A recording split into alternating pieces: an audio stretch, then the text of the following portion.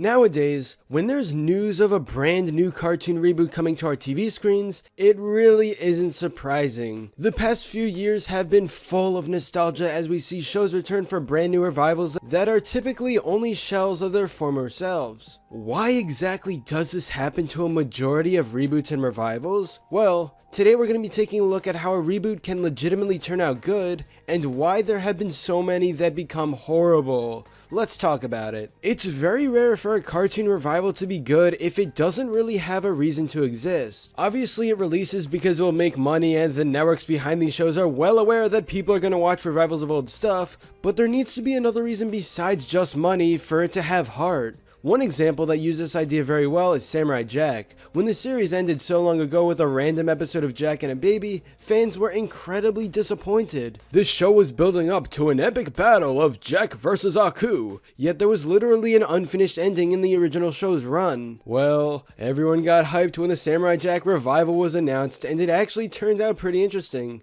The original creator came back and finished the story, giving fans exactly what they wanted, and at the same time tying up loose ends that the original show didn't actually address. The reason the Samurai Jack revival turned out well is because it actually had a reason to exist other than profits. The story of the show really needed a conclusion, and fans never got one until now. Season 5 was absolutely necessary, and although it was very different from the first 4 seasons, people still loved it because it's what they were waiting for. A Samurai Jack revival just needed to happen, which is what made it amazing.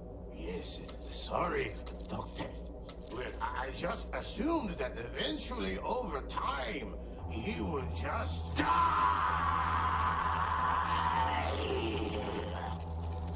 But he hasn't even aged. An example of a cartoon reboot that doesn't have a reason to exist is the Powerpuff Girls 2016, which blew fans away at how dumb it was. Obviously, this was targeted towards a younger audience than the original, but so many jokes in this show were focused on random stuff that kids weren't too interested in. Cartoon Network knew that the Powerpuff Girls were really popular back in the day, so they decided to release this revival and hopefully draw in all the past viewers of the show, while also bringing some new ones in at the same time. Unfortunately, so many people stopped watching because there really wasn't a reason for the show to exist other than money. If there were unanswered questions from the original series, this revival wouldn't solve those mysteries. Instead, things were changed around greatly, as many of the characters don't act like how they originally would. The Powerpuff Girls reboot just wasn't unique and couldn't capture the magic of the original, which does make sense since it was only made for nostalgia and money. Do you really think this was a good idea? Bringing our very explosive sister to a demolition derby? Yeah, man. Everything gets destroyed here. She can blow up as much stuff as she wants and it won't matter. Blow stuff up in a fun way.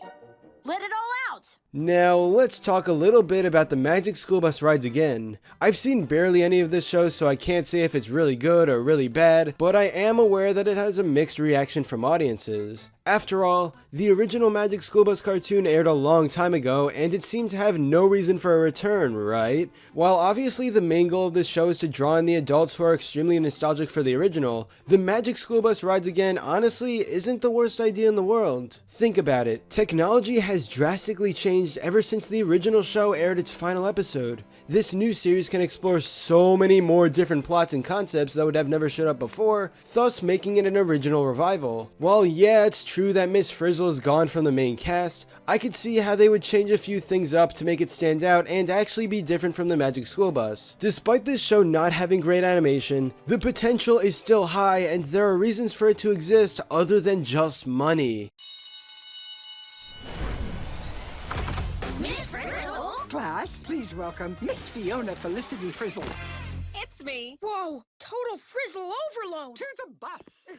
In the end, we are probably not going to stop seeing cartoon reboots and revivals anytime soon. The best types have a reason to exist and can actually expand on the originals, while the worst ones just exist for profits and nostalgia. Looking at you, Teen Titans Go! But anyway, that's all for this video. Subscribe for more awesome cartoon videos. Give a thumbs up and comment below to let me know what you think. Thanks for watching, and I'll see you guys next time.